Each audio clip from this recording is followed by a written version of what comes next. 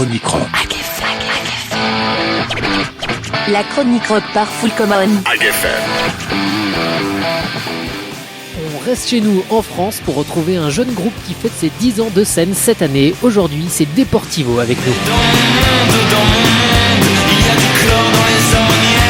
Les membres de Deportivo se rencontrent à Bois d'Arcy dans les Yvelines. Passionnés par la musique rock, ils décident ensemble de monter un groupe après avoir vu plusieurs groupes en concert dont les Vampas, Noir Désir ou encore Sloy. Et dès 2003, une très grosse opportunité va se présenter à eux. Ils se retrouvent à jouer dans le bar-restaurant House of Live qui a l'habitude de recevoir des groupes, sauf que dans la salle ce soir-là se trouve presque l'ensemble des représentants des grosses maisons de disques. Une série de propositions tombe aussitôt et le groupe signe chez Barclay et Yapuka et Deportivo sort très rapidement un premier maxi, La Salade.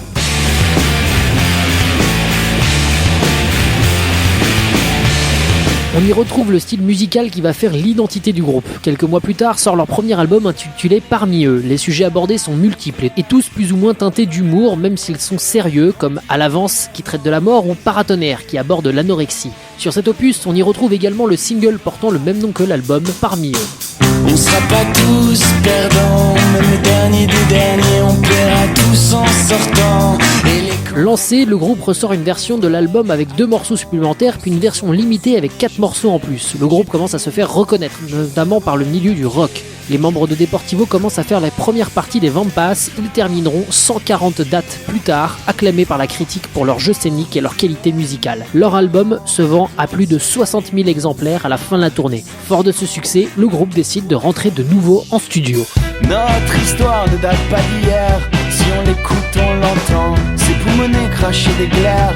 Fin octobre 2007 sort le second opus, sobrement intitulé Deportivo. L'album rentre directement dans le top 30 dès sa première semaine de diffusion. Les critiques sont élogieuses, à l'image des Inrecuptibles. Furieux et habité, le deuxième album impressionne. C'est une sorte de disque de remerciement devant le succès inattendu du groupe marqué par le morceau La Brise. Le titre Les Bières s'ouvre aujourd'hui manuellement et, quant à lui, une reprise de Miossec qui leur dédicacera ce morceau à l'ouverture de l'un de ses concerts. Et 4 ans plus tard, un nouvel album sort dans les bacs.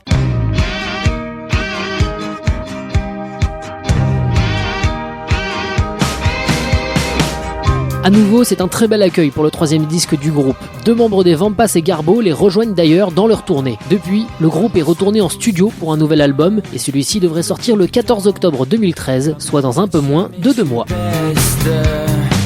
Dis-toi mon garçon qu'il est temps en soi de changer de veste. C'était la chronique rock.